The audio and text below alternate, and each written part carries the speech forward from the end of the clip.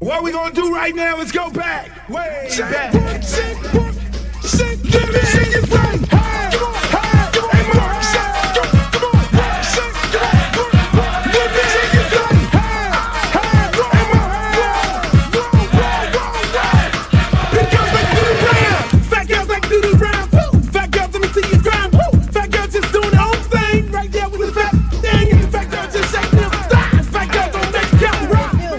Baby. What's up? I thought you was gonna start hanging out with the big girls again. What is all this trash?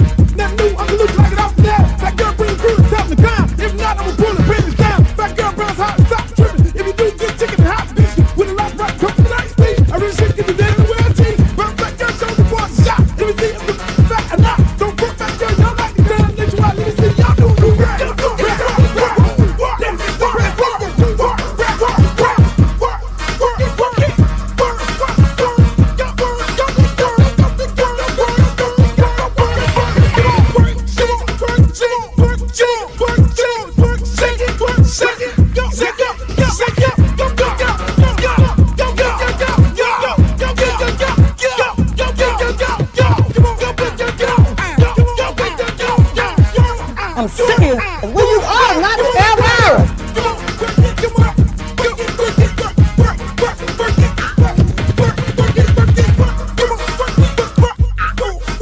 Oh, not the Britney Spears. Hey, how you doing?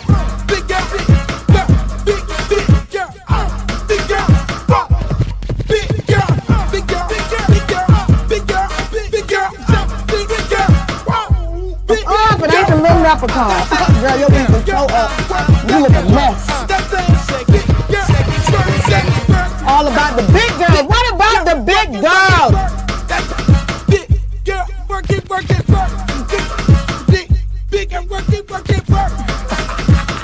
Big girl, you just suck all the fat off your ass.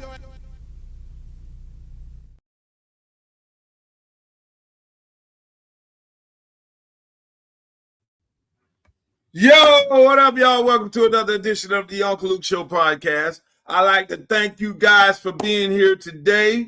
We're going to have a beautiful show. It's Wednesday. I'm getting back to schedule. Even though I'm running in Congress, I'm getting back to schedule. I'm going all over the great district of Congressional District 20, and I'm going out there shaking hands, babies, and talking to good people and having a beautiful time. But I'm getting back to schedule. Monday, Wednesday, and Friday right here. We do the Luke Show, ladies and gentlemen. And you can see it all in its entirety by going to my YouTube page, Uncle Luke TV on YouTube. Or you can also go to my Facebook page. That's Uncle Luke fan page. And check me out on X. That's Uncle Luke Real One. As well as Instagram, Uncle Luke Real One. And we're on Twitch also. And I love hanging out with the good people over there at TikTok, TikTok, TikTok, TikTok, TikTok, TikTok, TikTok. We're not live on TikTok. I don't know how to work that function. Maybe I'll get some engineer when I start making some money and have the engineer put us in the mix and show us how to go live on TikTok at the same time. Be like Don Lemon or somebody or Joy Reid. I love Joy Reid. Shouts out to my girl Joy Reid. I had a great conversation with her last night. I love Joy Reid. I fucking love her. Why a Joy Reid off MSNBC when everything else is boring? I mean, you keep Al Sharpton with a check over Joy Reid. Al Sharpton, the glorified, in my opinion, what they call him, a snitch, FBI double agent against black people. Martin Luther King wannabe. Let me leave Al Sharpton. I'm doing black on black crime, and I'm the main one talking about don't do black on black crime. Leave Al Sharpton alone. Yes, I will. Okay, I will. You know, hey, how many of y'all like me? Like, I'm doing this Congress run, and I be like, getting ready to hit sin, motherfucker. Hey, I be getting ready to hit sin, and I don't see it. Sin. It is, I don't hit. If y'all can only imagine the things that are in my draft, I keep it for my sanity.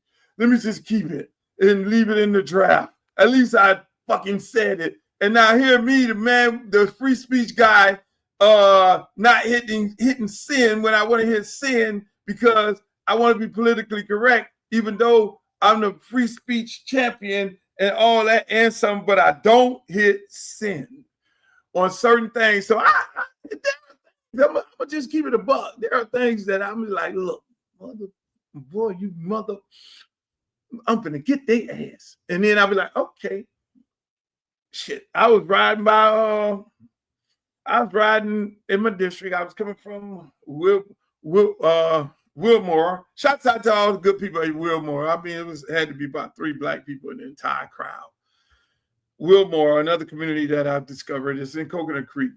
Great community, great people ask great questions. I was sitting up in there yesterday, and them people were sitting there looking at me like this. I was like, oh shit, I'm going to Debbie country. And I did my research on Wilmore and things that they want to talk about. I was like, oh shit, nah. Oh, look at just getting good. You're up in here. You've been talking to all these black people in Congressional District 20 because it's 55, it's 70, it's 54% African Americans and 20% white people. Oh shit, now you are going to talk to the white people now.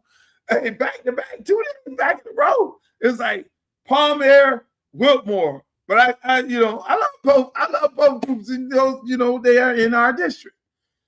They're in my district.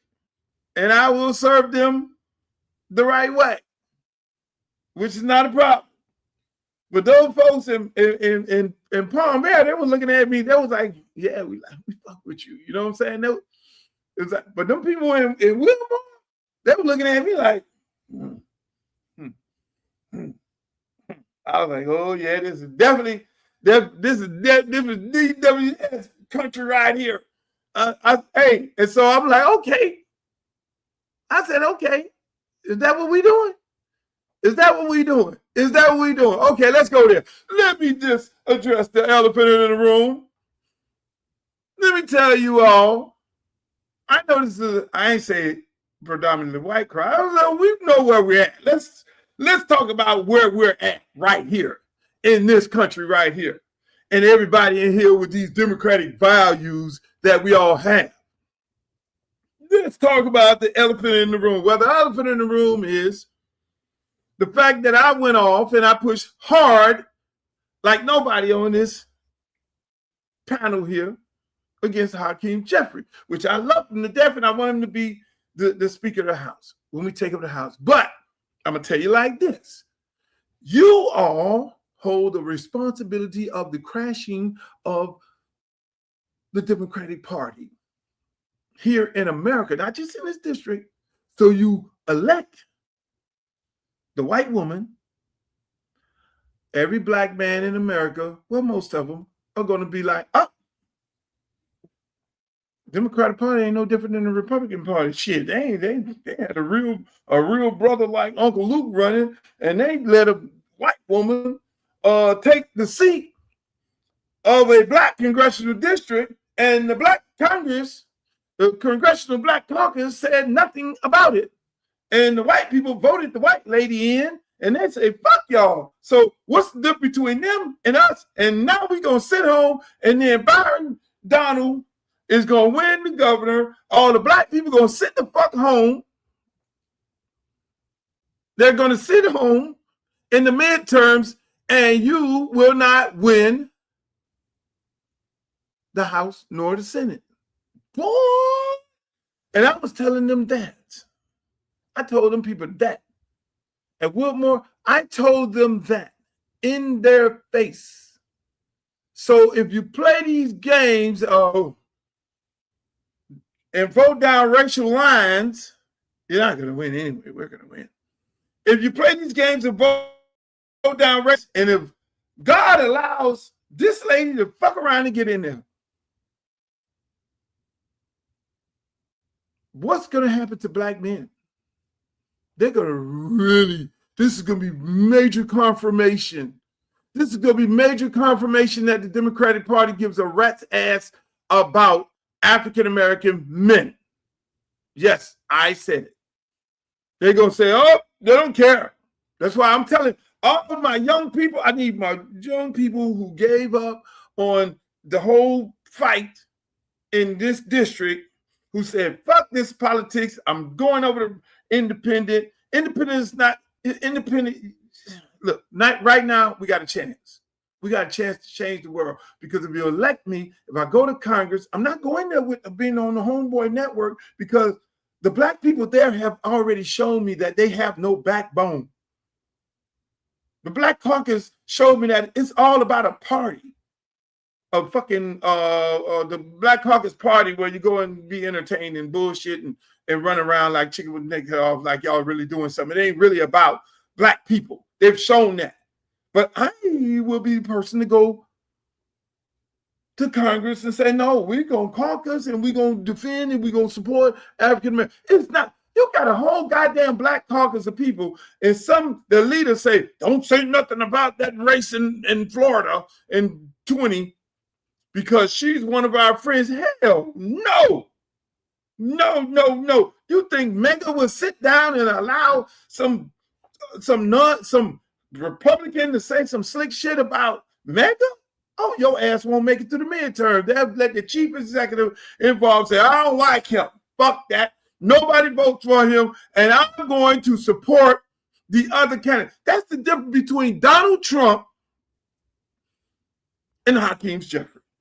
Hakeem Jeffrey could have came straight out and said, I'm supporting Luther Campbell. Fuck that.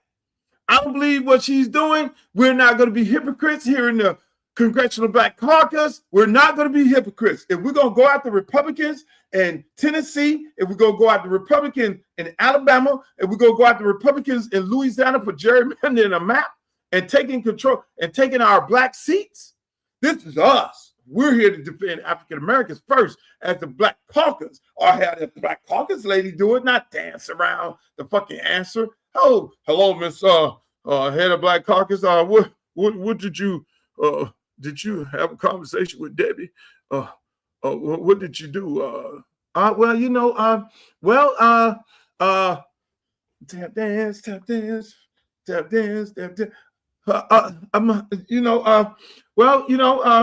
We had next question, and they already know. See, these politicians know how much time you have in the interview segment. So if they take up the time, you really have 30 seconds to 1 minute and 30 seconds. So if they bullshit like, the weather outside is sunny, and we're just trying to get through the weather. They know it's all bullshit. They're just trying to bullshit, and then the man be like trying to push back, and it's like, oh shit. Well, we ran out of time. We'll talk to you about this shit another time because we didn't really get an answer. And da. That's people.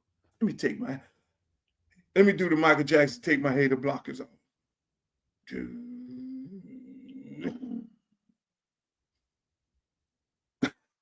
I gotta take these glasses off. My eyes really. I've been working too hard.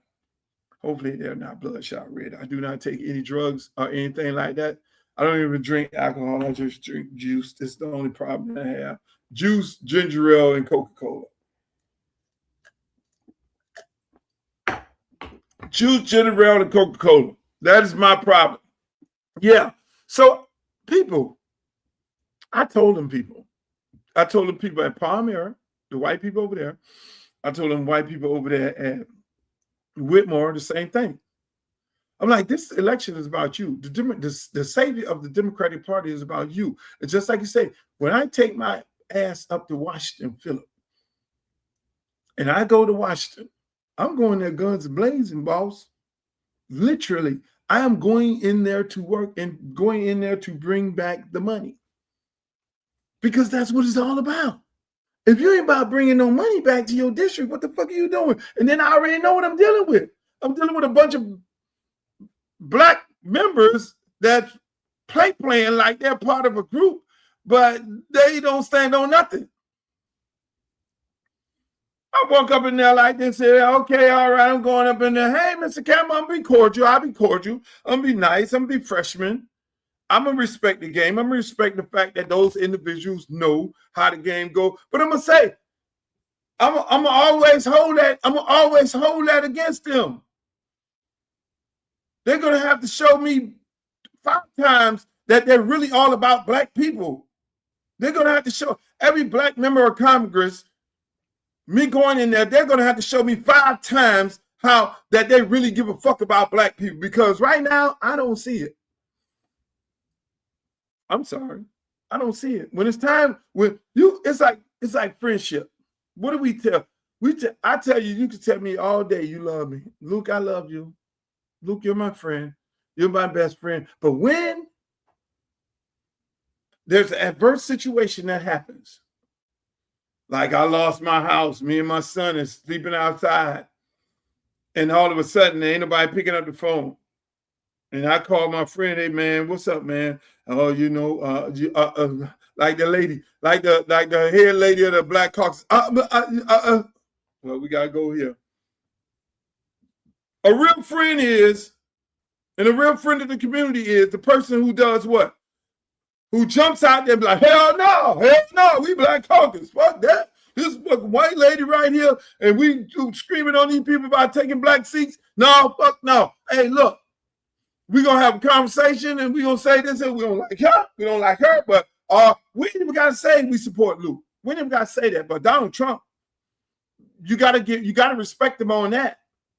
Donald Trump is like, no, this is my fucking guy, right? Fuck him because he's a sitting senator, but he's going against everything that we're about. We need people that we're going to support. That's the difference between Hakeem Jeffrey. You're the leader of the Democratic Party. You want to say, I'm the leader of the party, so I have to be fair and impartial to all members, even the white people. The fucking white people. Some white person in there could have grown some nuts. Where's LC? Where's Jazzy Jasmine? You still in there, Jazzy? Jazzy. Y'all be dancing. I don't give a shit. If Jazzy loved the other lady in the race, would you just say, no, we fucking with her? But the leader of the party, the leader of MAGA is Trump. And when a Republican gets out of hand, Trump comes out, get another candidate, and run that candidate against their ass, and they end up losing. And that's how it be. And he goes publicly. That's the part that we don't have. No nuts. The leader of the party, hey lady, what you gonna do? You're the leader of the Black Congressional Black Caucus. White people ain't allowed. Republicans ain't allowed. So you're the leader of the Congressional Black Democratic Caucus. And you don't say nothing. You dance around it because, no. What America stands for? Hey, look, we defend ourselves foreign and domestic. Foreign and domestic enemies. You're an enemy of the African-American community and you're trying to gerrymander a map and all that shit. And so I sit here today and say, You better pray that white woman don't win, because that'll be the crashing of the Democratic Party. All black men right now, we already on the fence. We are the protectors of our families and our houses. We know how this party has fucking forgot about us. That's why I'm running. Because black women need support. They need help. And I think it's by design of the white people in the Democratic Party to disenfranchise the black man, to say, oh, push the black man out. We'll deal with the LGBTQ community and we'll deal with the black women, but we don't want to fuck with no black men. I said it. Let's keep it a buck. So we'll disenfranchise the African-American man and we'll push him to the side and we'll pick up everybody except him. So then now you lose a race, and then now you got Orange Man trying to appeal to the black man because he knows that the black man has been left behind by the Democratic Party. And so he's fucking giving everybody in America a part. Instead of going and getting all the ex-football players, black men, hey, come on over here, fuck with me. Let me get a check. You get a check. You get a check. You get a check. Y'all don't see the game. You don't see the game. You don't see the play. And then here's a black man, Luther Campbell. Fuck that shit. I'm the last of the black men of the Democratic Party. I'm trying to save this motherfucker. I'm trying to save it. I'm going to run. Fuck it. I'll lose money. I'll make the sacrifice. And it all sets up perfect. It was set up perfect for the Congressional Black Caucus. It was set up perfect. It was set up perfect. That now you can show us that you really fuck with black people. It was set up. It couldn't have been no perfectly set up for us to then say separation. Oh, you white people ain't gonna say nothing. Well, we gonna support our goddamn people. Because I can tell you one goddamn thing. If they run up in, we all support Israel, which I don't have no problem with it. When it's their cause, they want everybody to stand for their cause.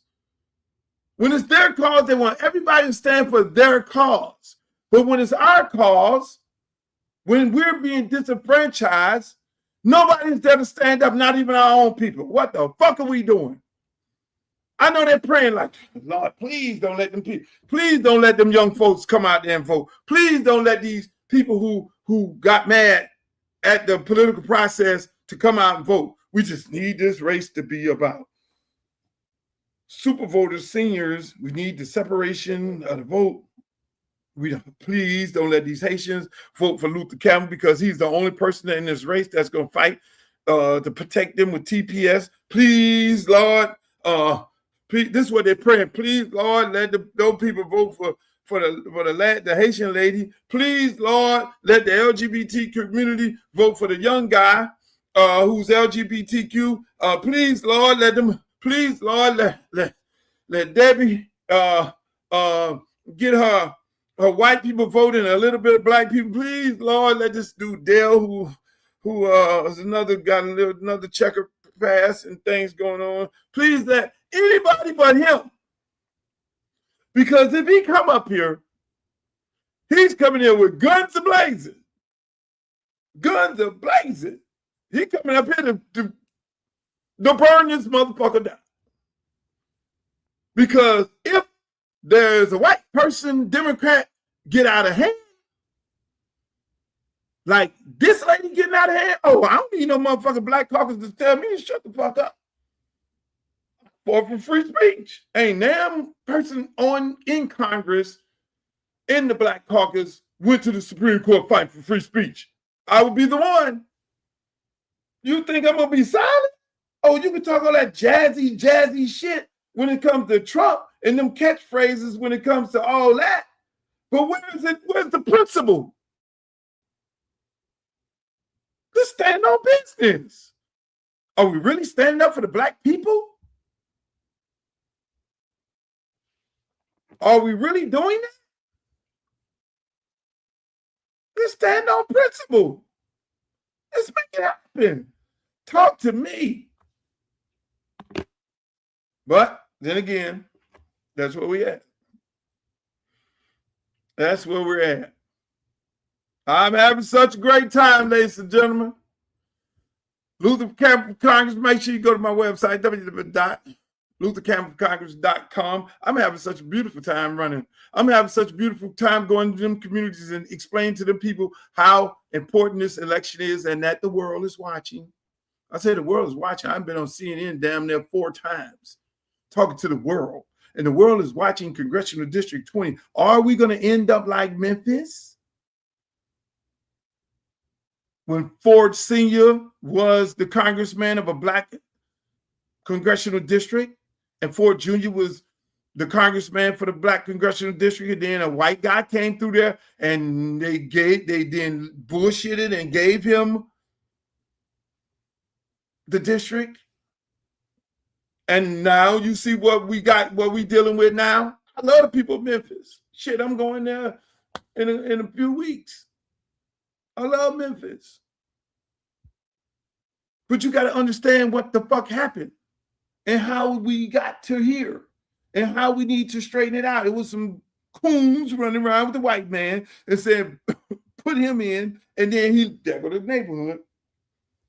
Y'all get ready to try to do the same thing here. I'm taking my shot. And I'm offering my services to the great people of this district and this country. I'm here to fight because I can tell you one thing. You go up in there and they say, well, Luther, how do you feel about a Democrat, a white Democrat running in a traditional black district? Oh, hell no. She need to go sit her ass down. They can be like, hold on. That ain't what the Black Caucus, that's not the line. That's not the line that the Black Caucus said. We need you to stay in line, Luther. Stay in what fucking line? I'm like, stay in what line? What line? Well, they're going to stop you and they're going to not put you on no committees and all these things, and they're going to not let you get the money, and they're going to not let you do this right there. Okay. Well, that's what I'll let the American people know. Because I stood up to the white oppressor, which is in the Democratic. Do you know it's more racist motherfuckers in the Democratic Party than it is in the Republican Party? At least they're going to tell you they're racist. Not going to be politically correct. They're not. You're correct. You are not sending me to Congress to be politically correct, to go with the same old. Sick and tired. I'm sick and tired of being sick and tired. I want to get off this podcast and take my ass there and fight for the people.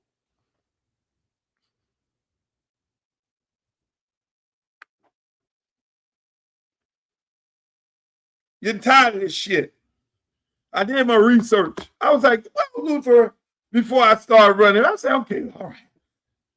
I want to bring resources into the community. I want to create Black Wall Street in the community. Well, what can I do? Is there money? How can I do this? How can I do this? How can I create jobs? How can it increase the affordability and increase the amount of money that people make it in the district and create Black Wall Street in there? You know, I started looking at the research of Congressional District 20. I was like, where's the money? Is it available? How can I bring it in here? $5 billion is available for port expansion. $5 billion. That's why when they look at my plan here and they start talking about it on the campaign trail, I put this together because I did the research. I go around to these communities and talk to them about it. $5 billion is available for infrastructure, jobs, and port expansion. When I started out, I had 2 ports. I was going to redevelop the port in Riviera Beach and this port here. You know who was responsible for these ports? The lady I'm running against, Debbie and Jared. I'm not running against Jared, but they could have fucking expanded these ports and got $5 billion in federal funding to expand these motherfuckers to create more high-paying jobs built by Black people for all people. Got everybody a job. They did shit. So I'm like, okay, how much money do I have in housing? Because I want to do affordable housing. Everybody's crying about the affordable housing bill that Donald Trump signed. No. There's a bill. I have $1 billion in my hands. I got $1 billion for affordable housing in Congressional District 20. Damn near $1 billion fucking dollars. I'm saying it right here on this podcast. You do your research. But are these politicians talking about this? Fuck no. I ain't going up here to be playing with these people. My job is to go get the money. I keep talking. I'm going to get the money. So if I'm sitting there talking about, I go and be talking, yeah, look, I'm going affordable housing. My plan is built by us, for us. That's the Luke plan. The Luke plan is called built by us, for us. What does that mean? Built for black people, for black people, by black people. Okay? Yeah. You can't trick it. You can't really say, okay, you're going to get the contract.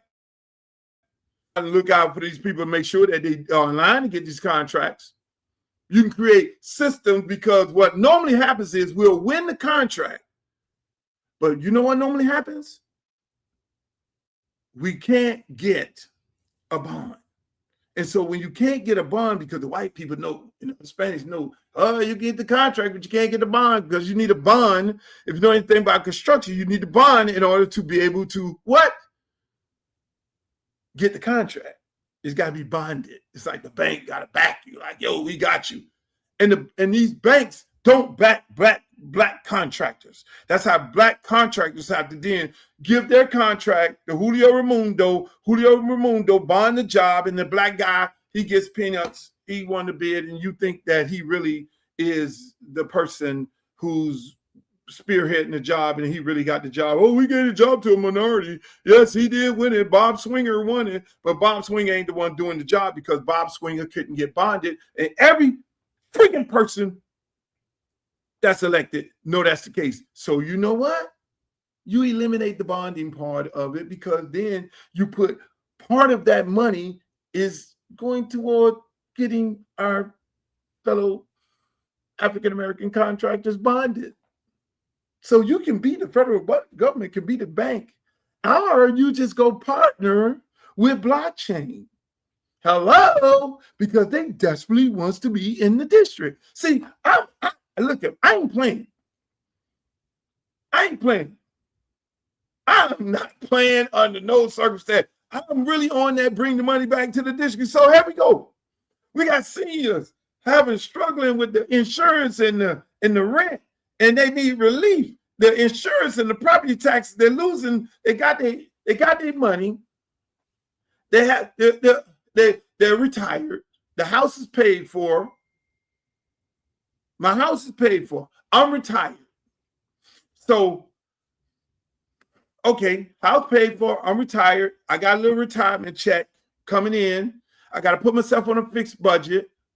But now the fucking eggs done went up. Now the grocery done went up. Now gas went up. Now insurance went up. Now property taxes went up. Oh shit. I gotta go back to work. Because you only retire when you getting your retirement check and it's okay, it's fine. My house paid for, everything is paid for, but now they get ready to put your ass back to work.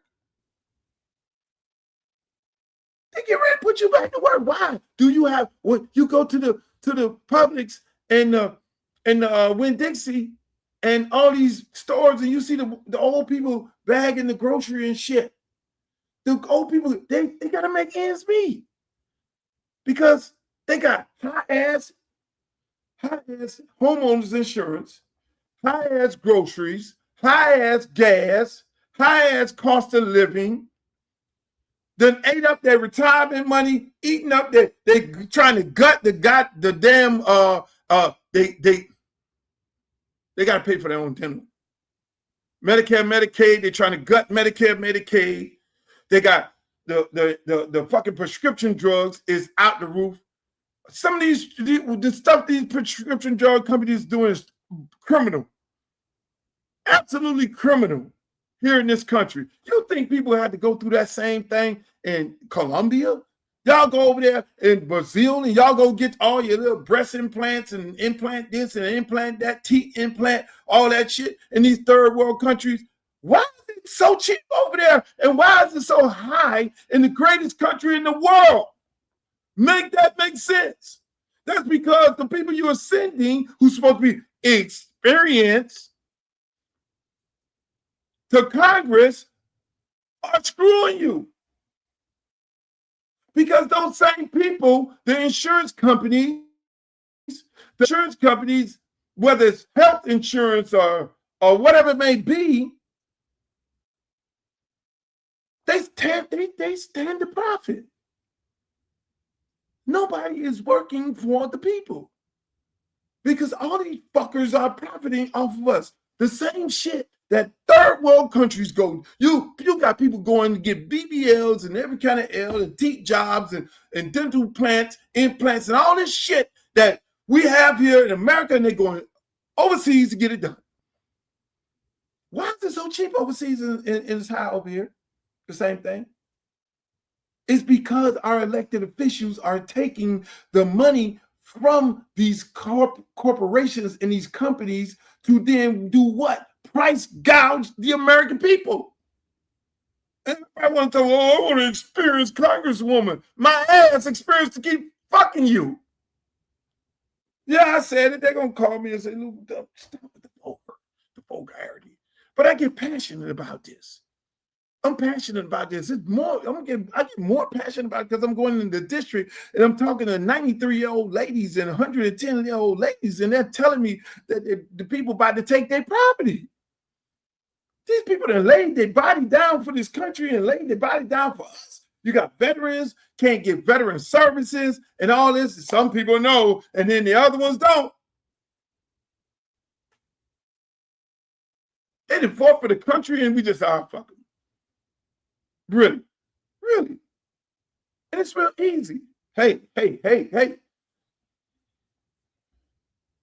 Mosey your congressman ass over there, put you some shorts on and walk on over there to you got a district. You can run around this damn district right now talking about you want votes, shake hands and kiss babies everywhere I go.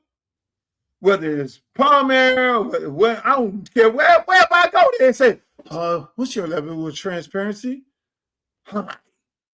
My life is a book. Okay, will you come back to the community and you talk to us? I'm like, why are they asking that everywhere?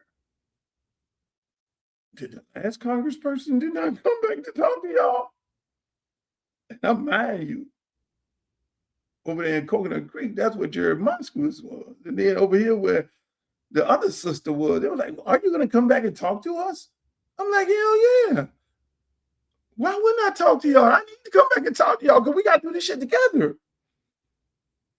This teamwork, I'm like prime time. I'm not hard to find. They question every form. I'm like, why is that on the list? But then I know I'm a smart guy. Because when people ask a question about something that they're concerned about, that means they've been treated bad. That means the elected officials did not come back to the community and have a conversation with them. That means they neglected them. It's simple. We got too many ways of communication right now. Hey, Palmer, all of my association presidents, we're going to do us a conference call every whatever the fuck it is, once a week. We're gonna get on here, we're gonna talk about what we're trying to do, what we're getting ready to do, and what you need and what I need to be doing, and all that there. Hey, and then when I get in the district, here's my calendar. My calendar is I gotta be up in Washington, these amount of days in Washington, and these amount of days I'm gonna be in the district. Now y'all know I gotta go and I gotta be with the family, and this is my time because I'm here to serve. I'm here. Once I took this fucking job, y'all are in my life. This ain't about me. I can go to one day at Jazz in the Garden because other days I need to be over in y'all garden. And so now I'm here to serve. That's why for the life of me. These people get these jobs and they don't even come back to talk to these people. So these people are asking this every form. And I'm like, I don't know. Do I need to slit my wrist? Do I need to tell you? No. Anything that I've been a part of. I've been front and center. Whether I was coaching football, front and fucking center, I'm there. I'm every day down there to make sure this shit get done. Make sure the field get rebuilt. Make sure the contract is done. Make sure we got the right turf company. Make sure the park get done. To commissioner after commissioner after commissioner, make sure this shit get done. What are we talking about? $250 million for seniors, insurance and relief for the cost of living. That's how much is available. So why are my seniors that I'm going to talk to are sitting there talking about, I'm getting put out of my house. We're happy that you came by and you fed everybody and you entertained everybody. Fuck that. My seniors are going to be happy. And every other congressional district in the United States of America be like, they have a ball because it's going to be like Christmas every day. We ain't dealing with no turkeys and toys and shit. Then it's like, Luke, how are you going to create some jobs? Well, I'm in the entertainment industry. I've created too many millionaires, and this is too fucking easy. How about this? The dumbass state of Florida doesn't want to give a tax credit for the entertainment industry, yet and still they want to let Atlanta and New York and all these other places and Louisiana collect all the money for the entertainment industry. When meanwhile, we got this pretty ass sunshine, we got these beaches, we got these palm trees, we got all these beautiful people here, but yet and still we can't come up with a tax credit. But I can come up with a federal tax credit. I can come up with a federal tax credit for the entertainment industry, production, jobs. I can do that and throw in about $250 million. 45-50% tax credit. We got big parcels of land that I'm going to have the Army Corps of Engineers drag that shit. So now, what are we talking about? I'm giving you the Luke plan. I ain't playing. You think I'm going this shit just to play around with these people here? So now we get to the kids. Let's get to the kids. So what are you going to do to save some of these kids' life? Because these kids, they're brilliant. When you coach kids for over 20 and had a youth program for over 35 years like I have, these kids are brilliant. Right now, if you don't know how to work your phone, what you do? Give it to a kid? So let's just take that. You give the kid your phone. If you don't know how to work social media, what you do? Give it to the kid? Why? Because these kids are very smart and intelligent. And if they love something, they'll get involved. Look at the little young lady, God bless her soul, being unalive, the little young lady Bree out of our district. Praying for her family. My condolence goes out to her family, and anybody that's injured in these kind of. This young lady built a name for herself on social media. She built a name for herself. Would you like it? Just having fun, just having fucking fun. Just having fun, built a name for herself, built economical wealth for herself. People started following her, people started liking her. She was transitioning into being taking her platform and becoming an artist.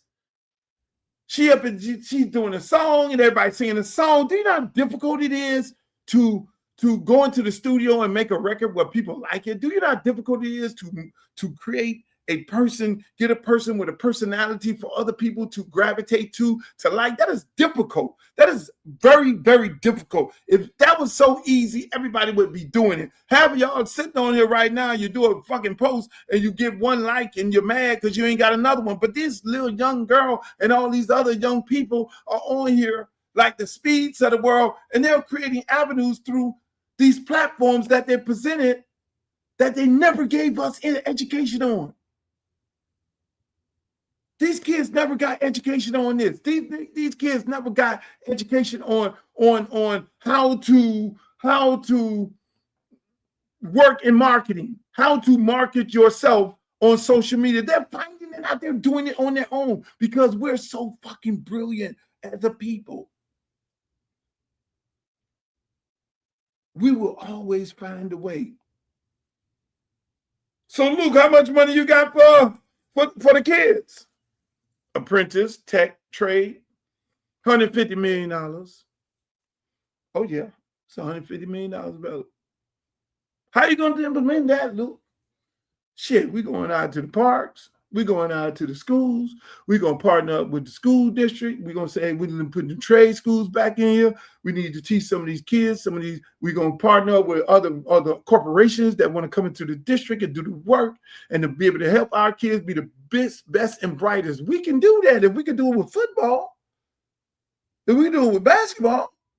If we can do it with baseball, we can be the best and the brightest in the country, in the United States of America. We can do it through Texas because everybody ain't playing sports and everybody ain't going to college.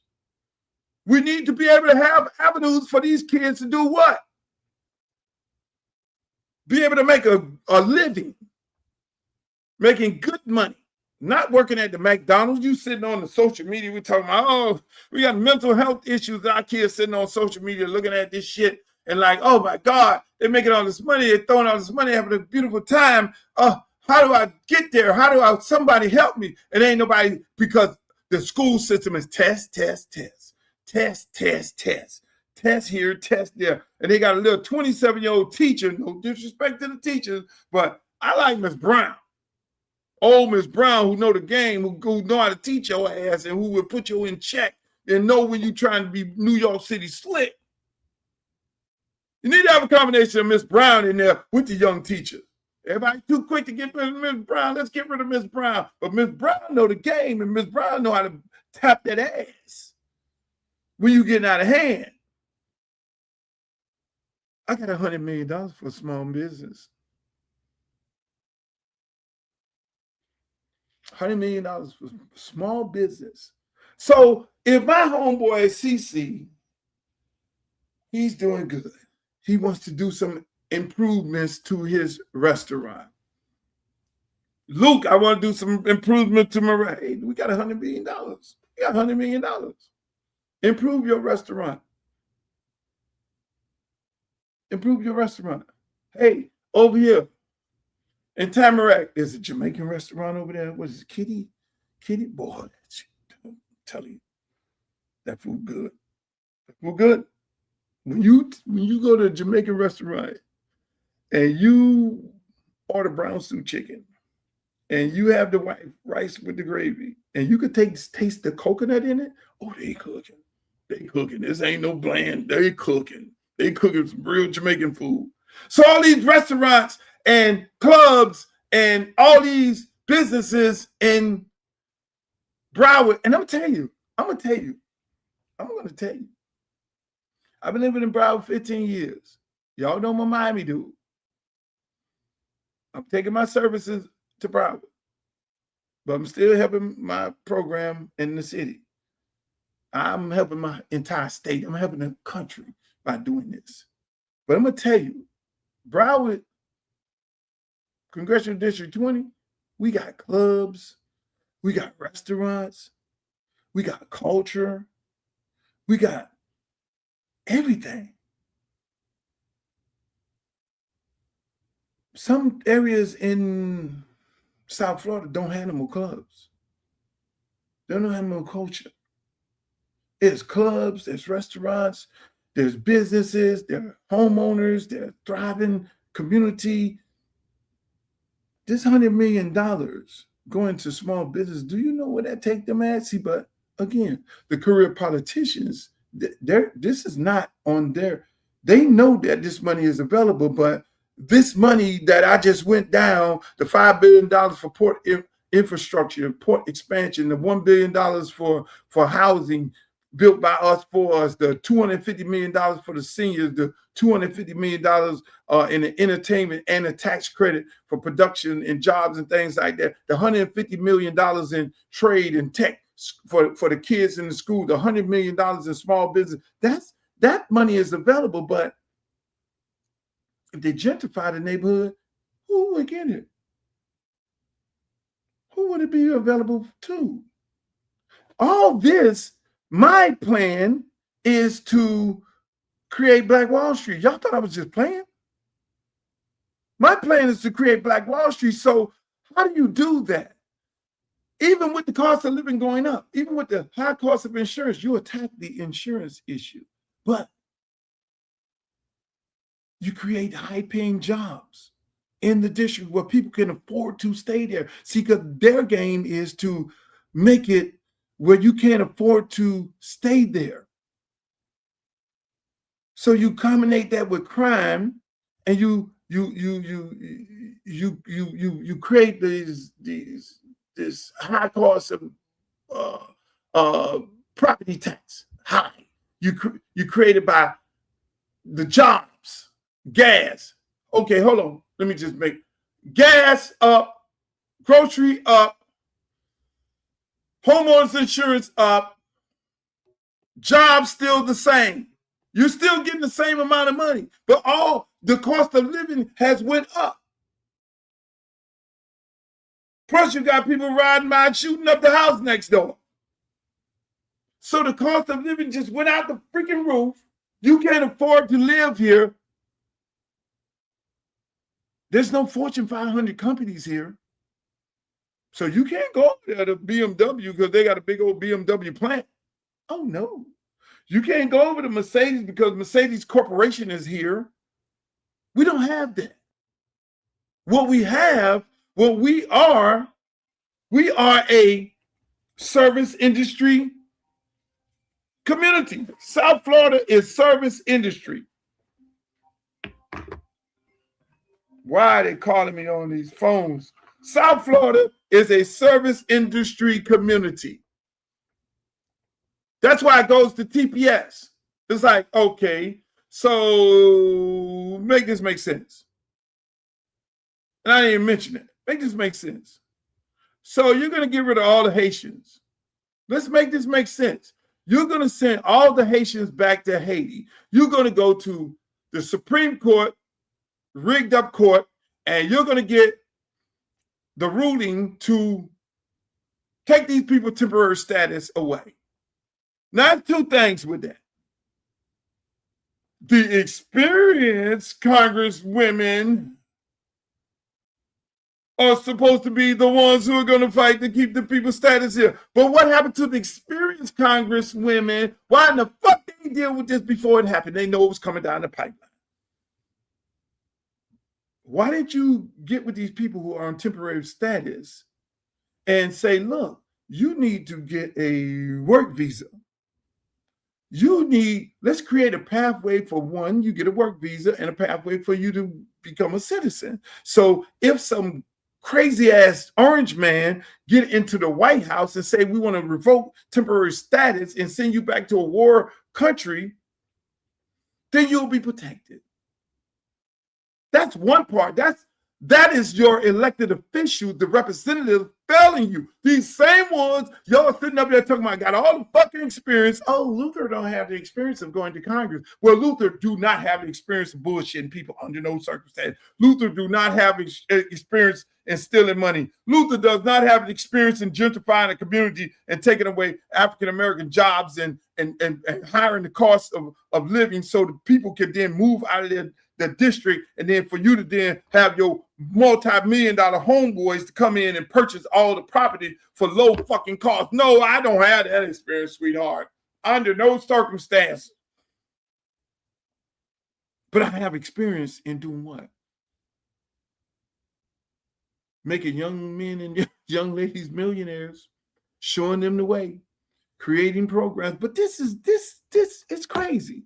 So let's make this make sense. So you got Belgrade, Pahokee, South Bay. Who's in the field picking the crop that supports the entire country, mainly the southeast part of this country?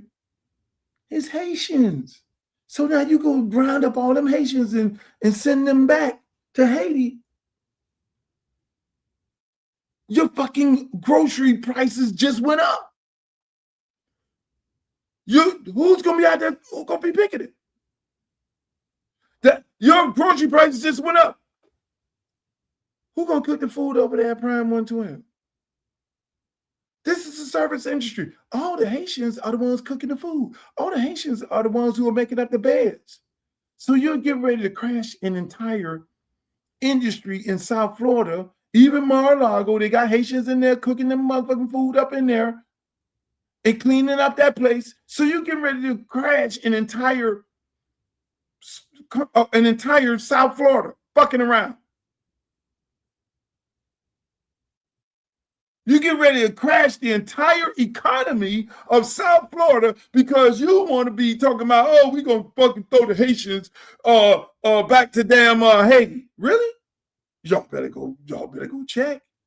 You walk your ass through these airports and see who working in these counters and see who working in the back and see who cleaning up the place. You better go look over there, go take you a ride down there in Beverly Hills, in South Bend, all these places. You want your money. You think your produce is high now. You think the cabbage is high. You think the goddamn tomatoes is high. Send the people back. And you ain't got nobody, and the crop go bad. Oh, they ain't got nobody to pick it. Oh, so you got a plan to put black people back out there? Y'all did say that. We'll put you niggas back out in the field. That's where y'all belong. What? Really? Oh, better yet, we just put y'all in jail. And part of your working program is to go in the field because the jails are privatized. So we're going to send the Haitians back. We're going to put more black people in jail. And part of you getting time off and how you make money for your commissary is you're going to go out there and pick the produce.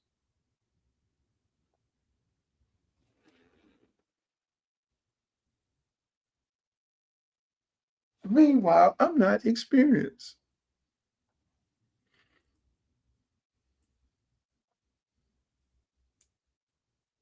I digress. Let me get myself together.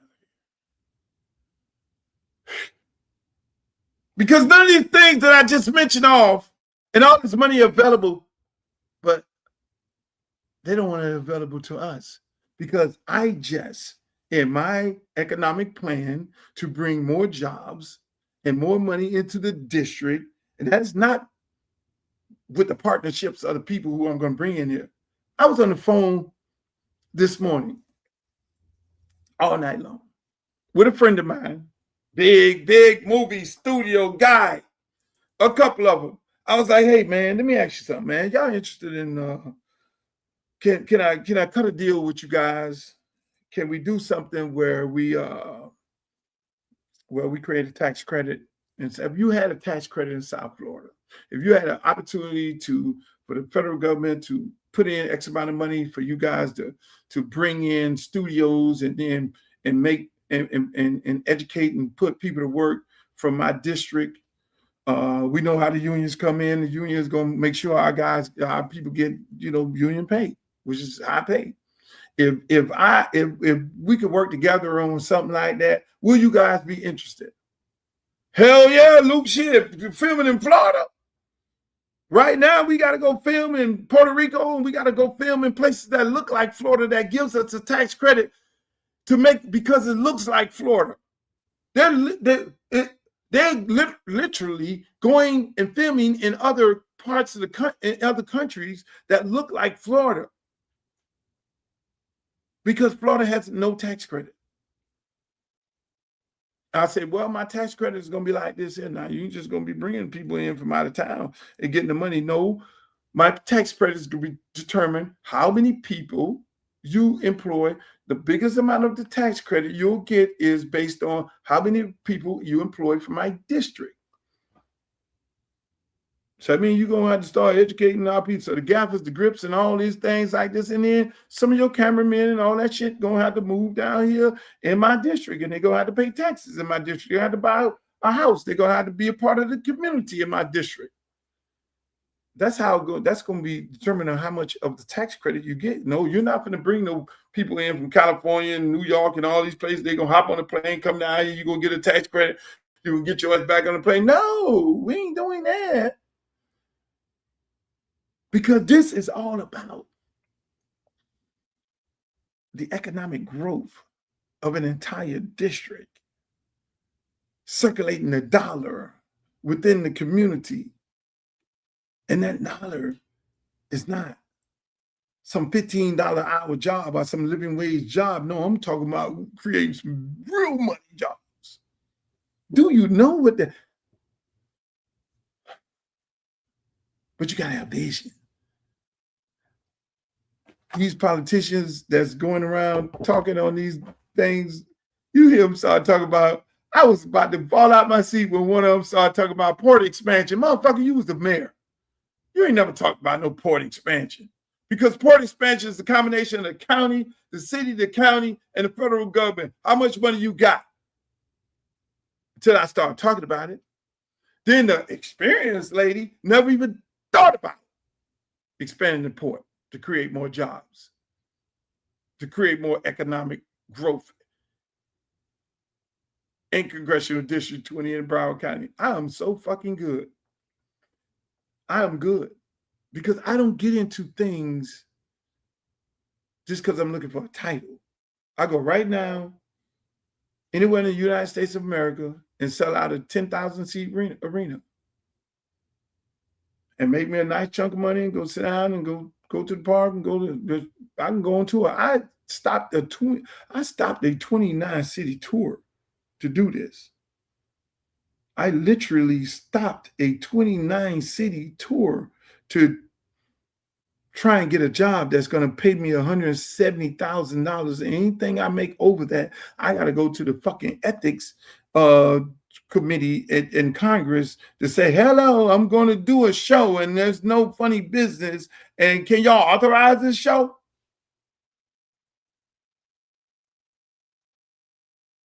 Make that make sense. That's a sacrifice. I'm willing to make that sacrifice. And that's my whole point of doing this.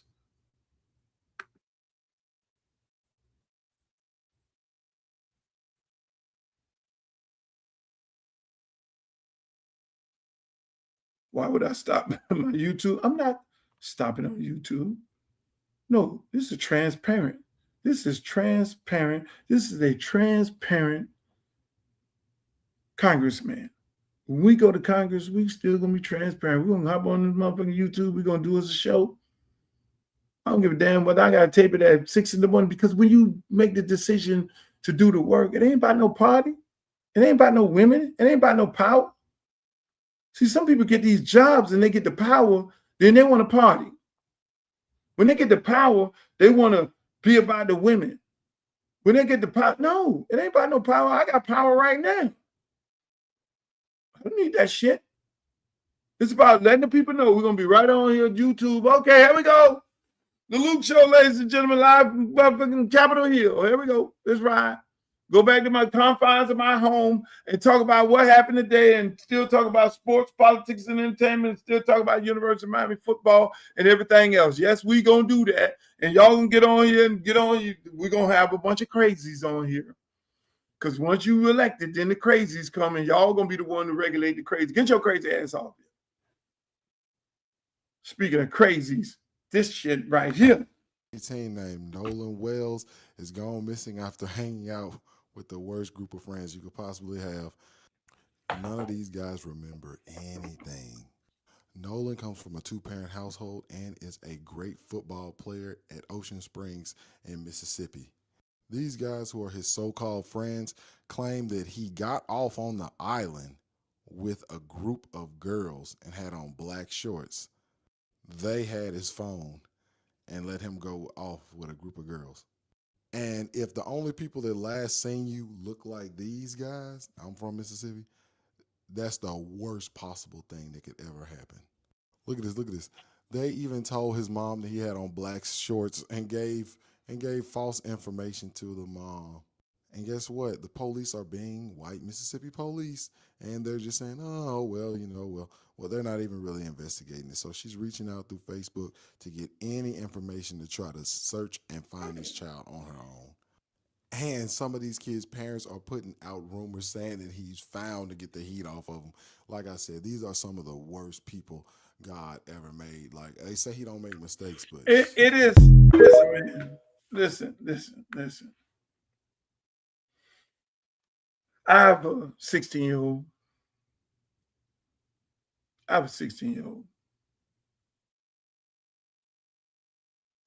And I'm overprotective. I'm an overprotective dad. I know it's a bunch of things out here in the world. There's a bunch of my son's a good kid.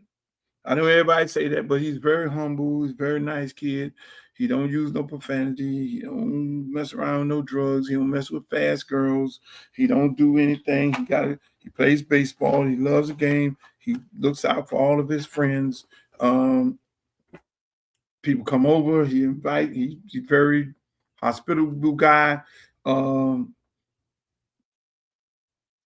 Then he had a little girlfriend. I guess that's a whole nother movie there. But he goes to church with her and all that.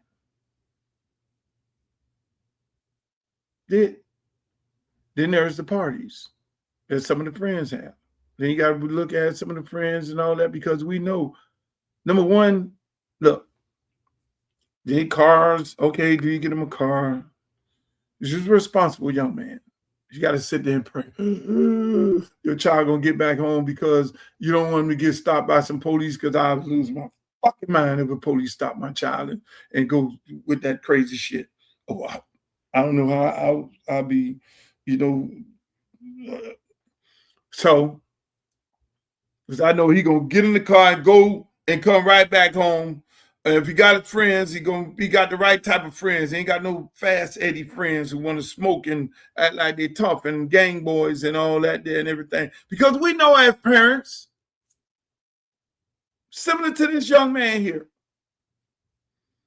go out with some of his friends and they go and they get on the boat and boys gonna be boys and all that there. But then you do live in Mississippi. And then it gets to the point where they come back and the kid ain't came back. Your kid didn't come back. And all of a sudden, nobody knows nothing about nothing. They're so-called supposed to be your friend. And we think, and that young man thought, and his parents, him and his parents, and him thought that these are my friends. We don't see color. We don't see anything. These are my friends. They go, and we know as men, we know when we go together, we come back home together. If we got to fight, we all fight. One fight, all fight. We don't leave no man behind. We don't have to be in the military to know that we do not leave no man behind. Get your ass in this car. We came together and we are going home together. So for this to happen, and we know, if the roles were reversed and it was 3 black kids and 1 white kid, and the white kid didn't come home, all them black kids' ass be in jail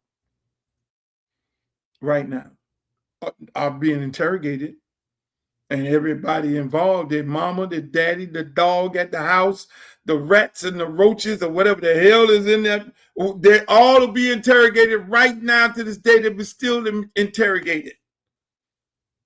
The boat would be interrogated, be sitting up there, have one police officer talking to the boat. Boat, what did you see? But I'm going to pray, and we need to pray that the Mississippi authorities is doing the right thing. Because these people that, you got judges, parents, deleted accounts. When they start deleting accounts, that's mean you're told by an attorney, they done lawyered up. They done lawyered up. And the lawyer say, delete all your social media accounts. You don't need to look at none of that shit. You see none of that shit. And we don't want you to be commenting, responding on a comment to anything that's going on there because you don't know how this shit's going to end. Don't say nothing to nobody. Let them all talk through me.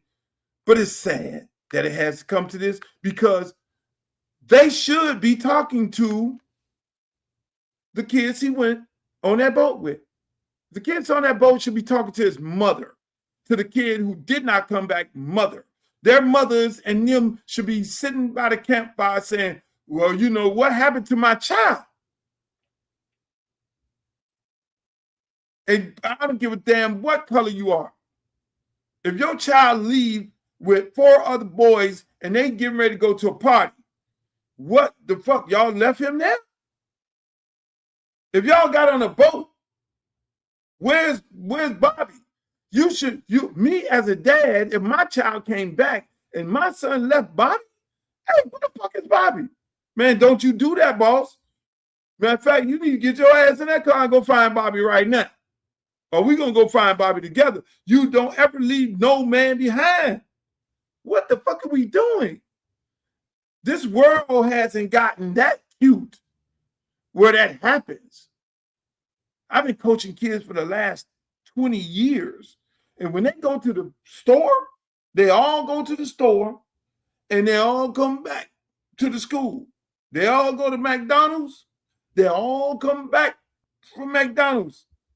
And there'll be times where one person tried, why y'all at McDonald's fighting? Man, because one dude in there tried Bobo and, you know, and so you be like, you don't want to be going to McDonald's and fight.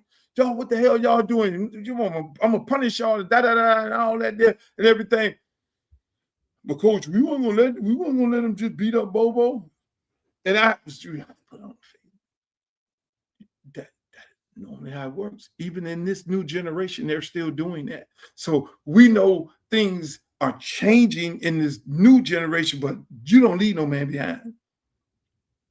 So whatever the hell is going on, we hope that the authorities do the right thing and these judges in Mississippi do the right thing. We know we're talking about Mississippi. Lane Kiffin told y'all early on, it is difficult to get players to come to Mississippi and parents to come to Mississippi. He told y'all, Lane Kiffin told y'all how Mississippi is when he was coaching there.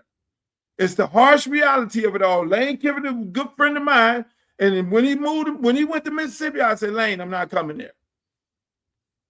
All that Confederate flag shit, no, I'm not coming there.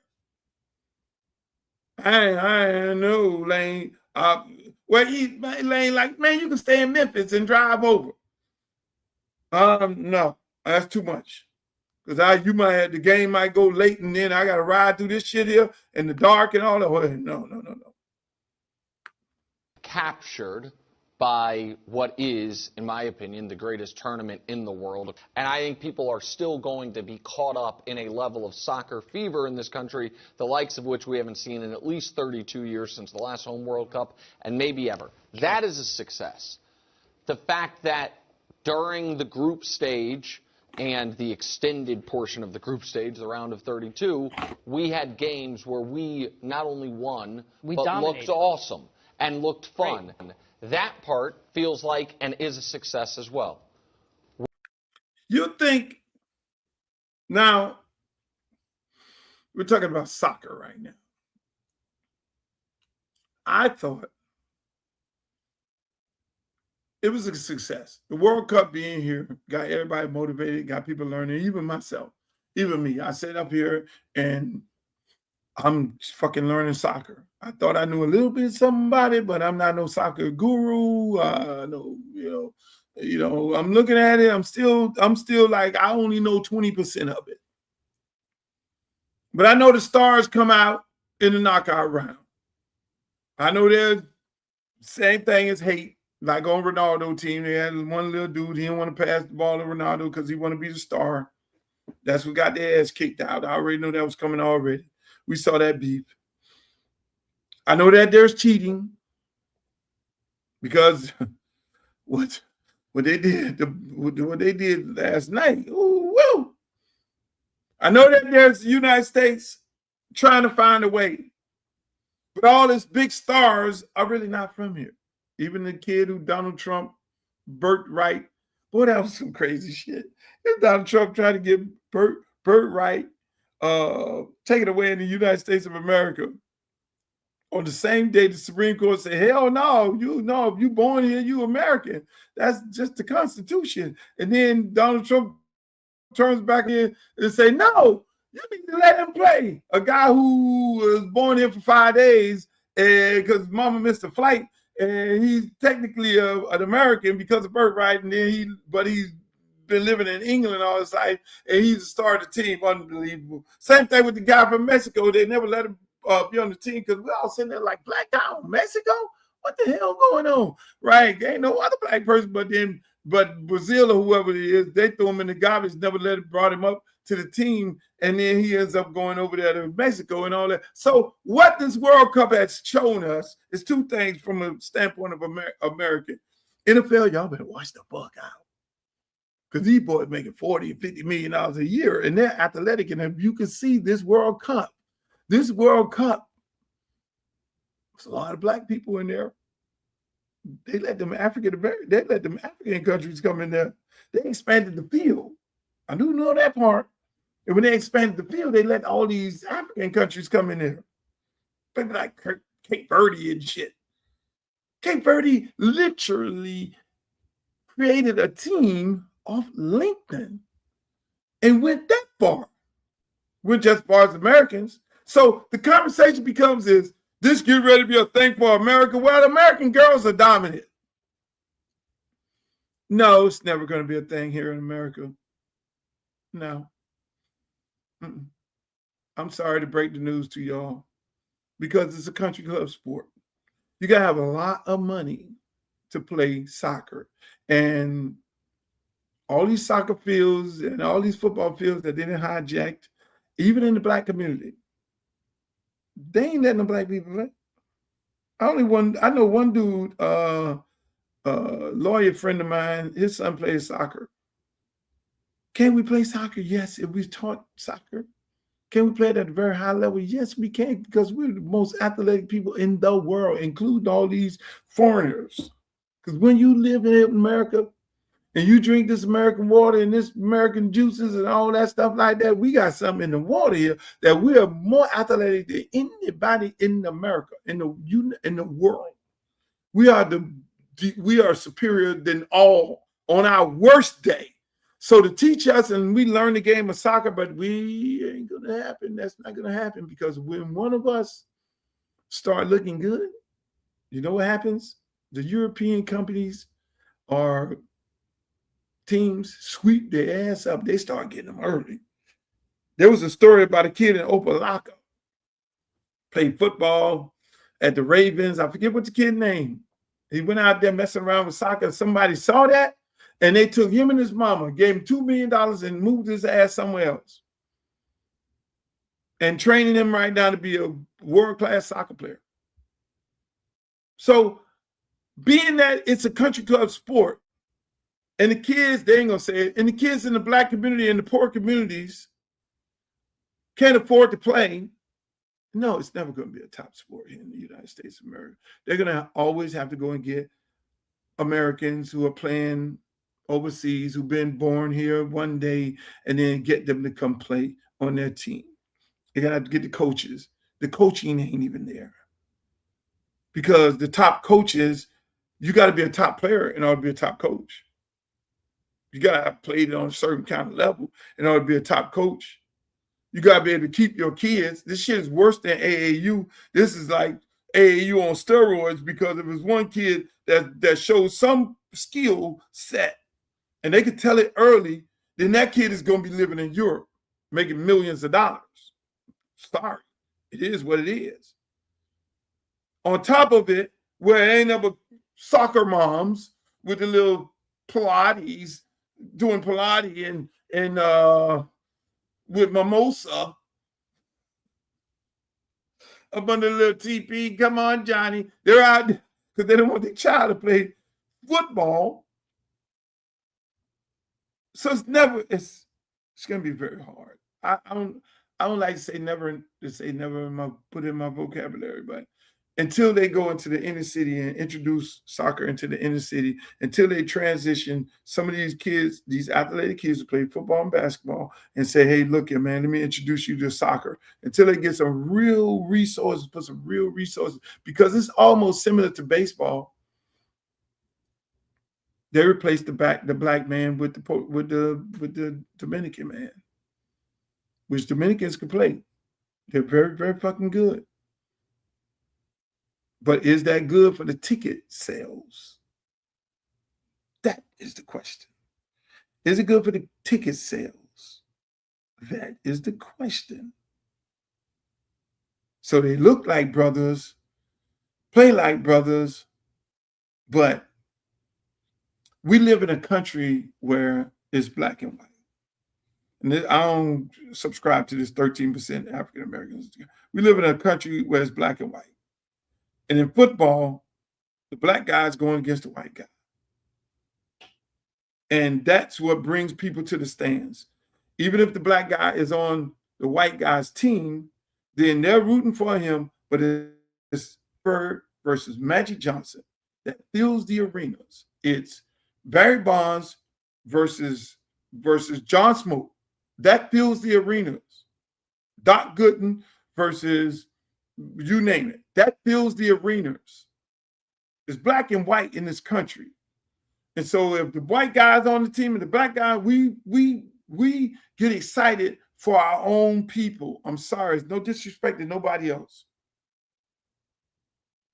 We get excited for our own people. So the NBA tries so hard to bring Europeans through San Antonio, OKC. That's why I was really rooting.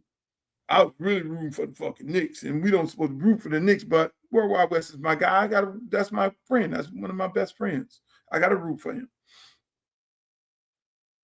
But it's black and white. So I was happy. It was the Americans versus the Europeans. Fuck that.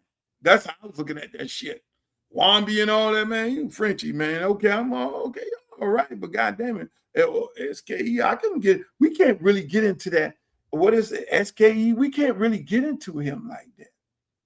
We can't get into Wambi like that. Anybody want a fucking Wambi jersey? I'm sorry. That's what it is. We want Kyrie jersey. We want LeBron. So we're in America, we really gravitate to our own, and that's what's affecting baseball right now. Because baseball, yeah, we got all this going on, but you got no black guys playing. The black guys are the support, and they are the villains. Look at the WNBA. These girls got a ton of money because you brought two villains, Angel Reese, Caitlin Clark, white, black. That couldn't have been no European Caitlin Clark. The white people of America wouldn't be like, oh, we're going to just go hard for a European Caitlin Clark. They ain't going hard for no European white girl. Black people ain't going hard for no black or Hispanic. That ain't bringing nobody to the baseball field. Ain't nobody buying. I mean, Dominican players, I love them. They play at a very high level. But ain't no black kid buying no Dominican player jersey. And ain't no white kids buying them jerseys. They ain't going to the stadium to see them. That's why the Marlins can't get a dog in there. They got a good team. I go there, me and my son, I love it. But that's just America. America is based on black and white when it comes to sports. And if you don't do that, your sport will suffer. That's why the sorry-ass Dolphins will fill up the stadium. That's what it is. And so when it comes to soccer, you got to go into the community and get these kids. Even with baseball, you better start getting your ass back into the community. You better start making a pathway for these African Americans to get back into the game if you want asses in the seats. Because you just disenfranchise the entire community. You just say, okay, fuck it. Yes, some cities you're going to get people, but in most cities, you want everybody there. Baseball used to be the thing. When they had the Negro League, the Negro League was so goddamn popular that they had to take the Negro League and bring it into the White League. And then that's when the shit really went crazy. It was almost like when they brought Caitlin Clark to the WNBA. But soccer, until you introduce these African-American kids,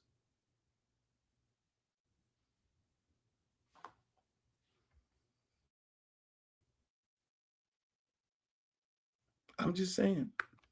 He was nervous and scared to death the whole match, like his entire team against Paraguay.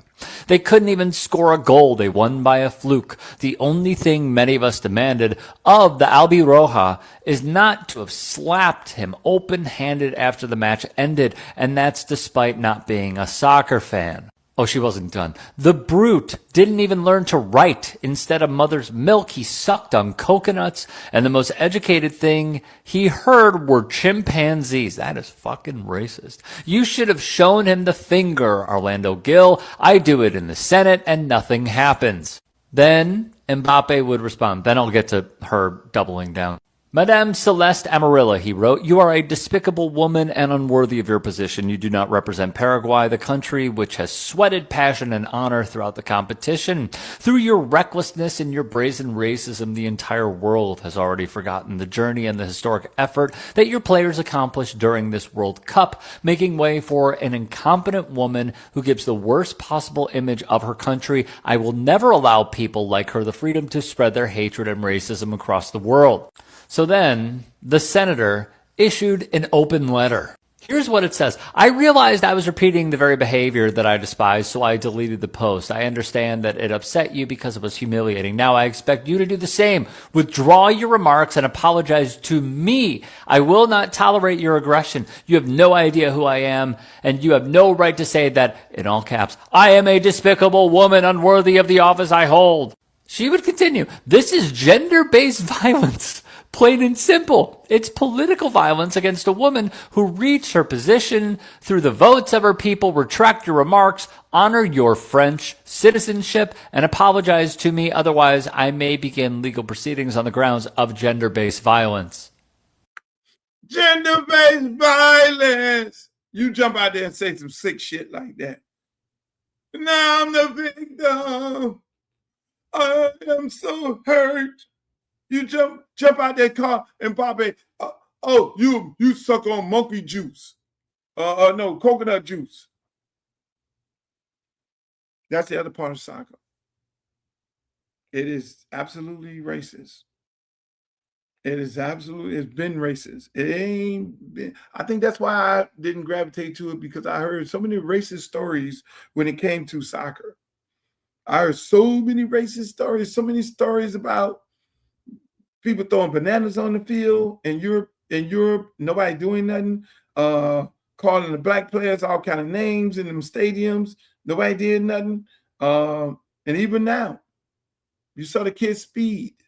Speed was at a Argentina game, and Argentina is known for being racist. Speed goes out to the Argentina game, and they're just going at him hard, calling him every kind of monkey, doing monkey gestures and all kind of stuff like that, which was absolutely horrible.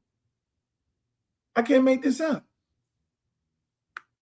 But yet and still, everybody's mad. We don't do it.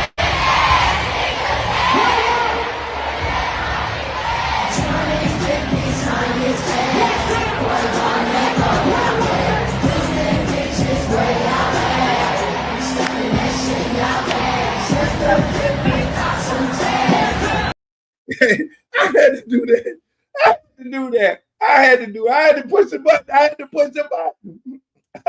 the button. Young Mary, that's my shit.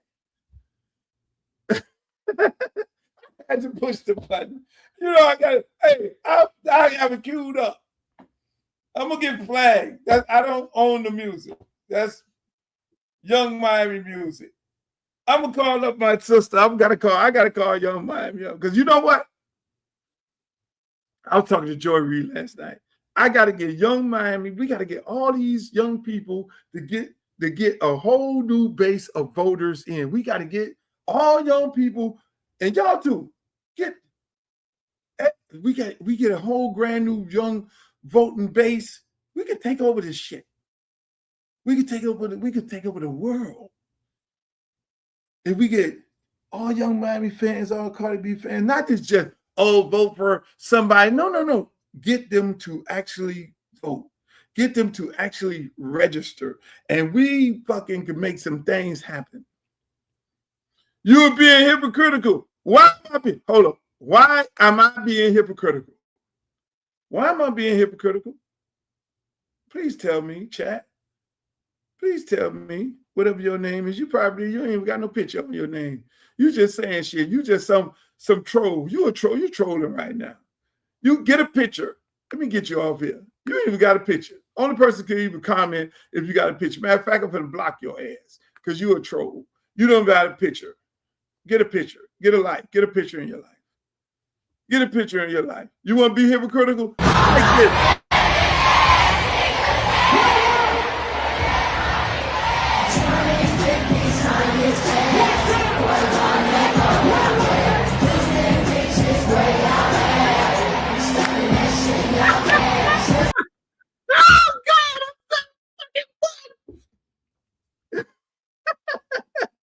Supporting the message of scammers. Really? I'm supporting scam. I like the song. I don't support scamming. I don't support stealing. I don't support anything criminal. I like the song. I'm sorry. Ricky, get a picture. Get a picture. Get a wait, hold on. I'm about to almost block Globe trying to block Ricky. Ricky Martin. I like the song. Dude, I like a lot of songs. Hey, you suck me all night long. Yeah. I like the song. I like the riff. I like the. I'm an artist. I'm a producer. I like the artistic value of it all. It's like I like Arnold Schwarzenegger when he in movies shooting up everybody. I like Denzel Washington when he out there beating everybody up and shooting everybody and fighting and all that. Denzel Washington shot a whole bunch of people one time and just sat down and waited for the man to come in, and the man, little son, shot him. And then he went and got himself together, and then he shot up a whole bunch of people who were affecting the community. That's who I am. Art is art. It's art. And when you see art, and remember when Denzel Washington was in that Training Day? You got the wrong motherfucker to fuck with. Or whatever he said. He played a crooked cop. Oh, you looked at Training Day and now you're supporting crooked cops. You're supporting crooked cops. You're a hypocrite. You're this and you're that. No, I like the entertainment of it all. Is there art imitates life? Is there such thing as boosters? Yeah. Boosters have been coming in the barbershop all my life, selling shoes, selling satellite cards, selling brick phones, selling this, selling that. Some of your most famous rappers were boosters, and I got the video to prove it. So don't give me that. And half of y'all bought the shit from the boosters. Booster go to the store. Hey, look at Booster go to the store. I don't buy booster stuff. I buy the stuff I can't afford to buy. You old enough to know better. Stop it. Oh my God. Another person with a green dot. What? Y'all trolls need to get another thing, something. You need to stop. I'm old enough to know that art imitates life. How does art imitate life in that song? Scammers. There are scammers. Do I support scammers? Hell no, I don't support scammers because I dread the day that you scam my credit card or swipe my shit. I have a heart attack around here. But do they exist? Yes, they do. Do boosters exist? Am I buying stuff from somebody who stole some stuff or send somebody in the store to steal some stuff? No, I don't support that because people at those stores, the store need to make money and the store need to do what? Store need to make money and they need to do what? Pay employees. So I don't support that. But do it exist? Yes, it does. So if you put it in an art form, in a song where we all singing and all this. Yeah, the beat good and the rhyme good and all that. Okay, we come on, get a life. Get a fucking life. Don't stop it. No, it's okay. You just let her go. What's the most somebody's ever spent on you? The most in one day? I can say it on here. The most I ever received from somebody was $70,000 cash. $70,000. And I'll show it to you proof on my phone. What the fuck? Woo lady. Woo lady. Woo lady. I'm not showing them no more woo ladies. So. Because then y'all gonna be after me with woo lady. Woo lady, go to her page and woo lady, that is. And then they're gonna say, oh, look, woo lady, are you supporting them? No, woo lady is, go to her page. WooLadyTV.com.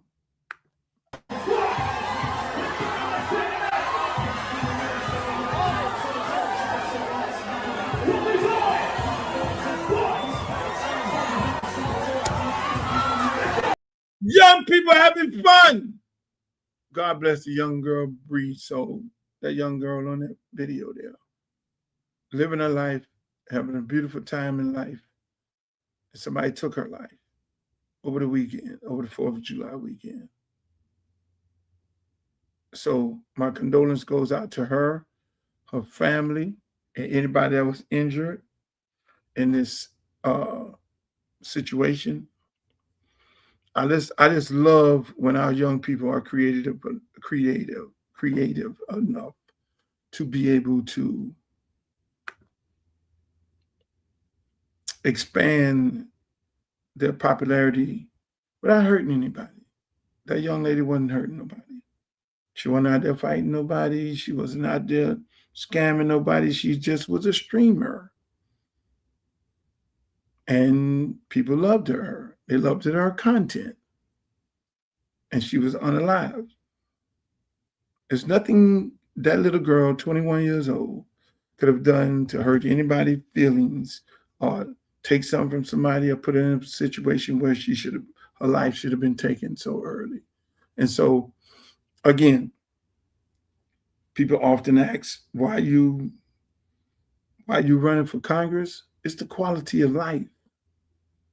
Because if we better the quality of life, then these young people wouldn't be running around the community unaliving other young people.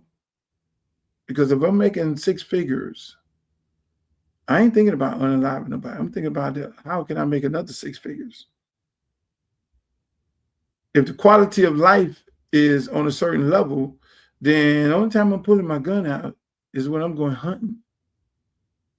And see, a lot of times we be in these situations and we wonder why these young people are getting unalived and at the height of their career and they're being so successful. They're not getting unalived. Tupac didn't get unalived by somebody that was just as successful as he was.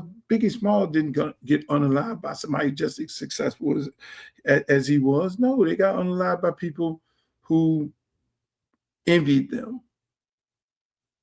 Because I don't know too many people who are making 6 figures and making a good life and have good families at home that are going to unalive people. Now, there are some people that do that, and you'd be like, but most of those people who do that, they think they're above the law. They think they can get away with anything. And you know who those people are. So that happened. Girl, the young lady is from my district. And people, these things often remind me as to why you're running. I'm making a sacrifice. And Lord knows if God himself put me in the seat, that I'm going to make the quality of life better for each and every one of these young people and the adults and the seniors, because that is my job. I know how to fix these problems because I've did it before. Everybody just wants to talk about it, but you got to be about it. You got to have been creative enough and you got to know about it. You got to know what these young people want. You got to know what makes them tick. You got to know the things that they love doing. You can't preach things to them. You got to look at these young people and say, what do you like doing? They all want to make money. They all want to be successful. They all want to enjoy the American dream. They all want to live comfortable. They all want to have families. But the depression of society brings them down to a point where they have no regard for life and have no regard for another person's life. It's because they literally have given up on society. They have given up on the world. They have no problem going to prison. They have no problem getting their life taken away. It's more like damn near a suicide mission that a lot of these young people on because they're mentally depressed. And elected officials haven't did anything to address it. Everybody want to talk about fentanyl, but how about addressing mental illness? And that's when it comes to black and white kids. To take a gun and go unalive another kid means you have no regards for the law. You have no regards for life. You know where you're going. You know there's a camera everywhere. You know somebody's going to talk. And eventually you will be incarcerated for the rest of your life. That means you've given up. When you made that decision to go and take this young lady's life and any other life that's been taken. That's saying, yes, it's sad, but that is saying that for these young people to act out in this way, we have to address the elephant in the room, that these kids are suffering from mental health. Because the same person doesn't do that. You can become successful, now you got to watch your ass.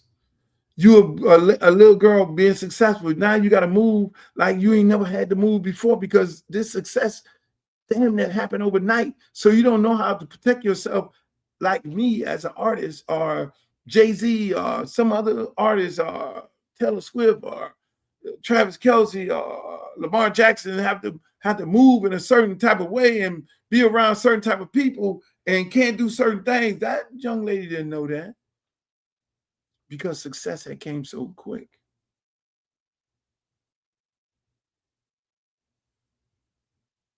We learn these things through trial and error.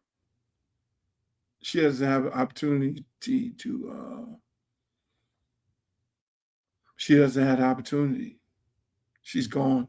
We lost a young lady in her name. We have to do better. This society has to do better. We have to be responsible. And so I'm trying to be better. I'm trying to do better. I'm trying to help my people. But without your support, without the people's support, I'm doing my job. I'm doing my part. I'm making an attempt to change the quality of life of people in Congressional District 20. And I expect what I do in my district, it would be done in every other district in America because it has to start with me. Just like every other program that I did when I created Hip Hop in the South, it started with me. Everybody else wanted to own and operate their own company. They didn't inspire to do that. It started with me. Started with me when I went forth for free speech. Started with me when I put the parental advisory sticker on an album cover because it started with me when we were cussing and saying what we wanted to say on the record and going to jail for it. Started with me. So it has to start somewhere else. And now you see what you see right now. So I'm always going to defend the right to artists and their artistical expression, the way they express in an artistic way. So that's why I be laughing when people say, oh, where's the experience? Experience right there. Don't get no better experience. Ladies and gentlemen, that's my show. Make sure you go to my website, www.luthercampbellforcongress.com. Make a contribution, $5. I got to win this thing. Make a contribution, $5. Go to www.luthercampbellforcongress.com. I'll become a volunteer. Make some robot phone calls for me. I love it.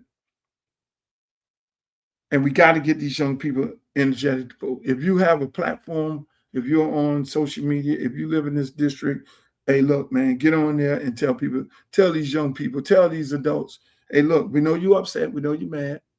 We know you're mad about the Democratic Party. You know mad about the political process. But right now, this is the time. This is the time. I'm taking the bull by the horn and going out there to be the voice of reason, to be the voice of change. And I expect y'all to play a role in this.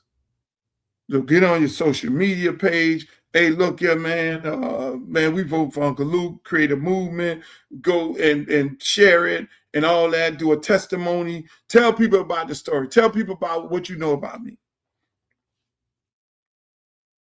Get people active and activated. Put that in the algorithm. We need to have the algorithm jumping.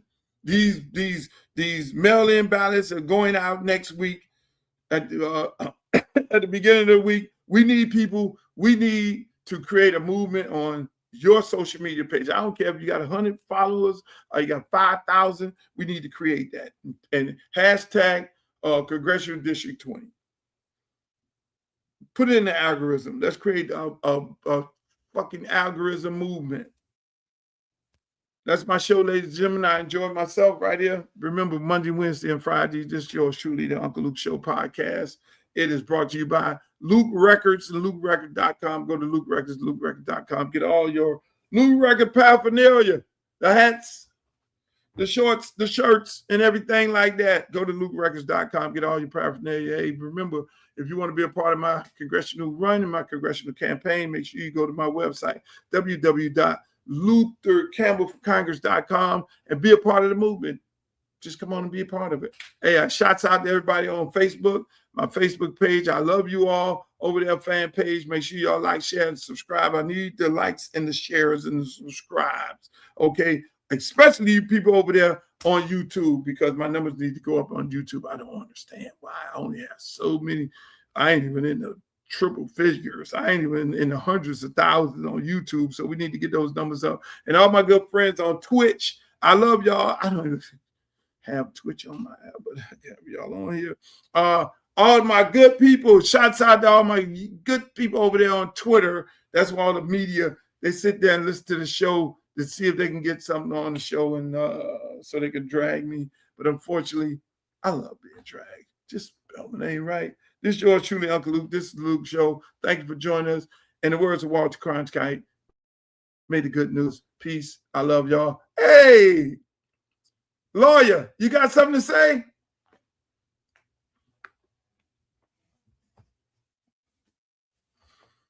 The next great congressman from the state of Florida, and his name will be Luther Campbell.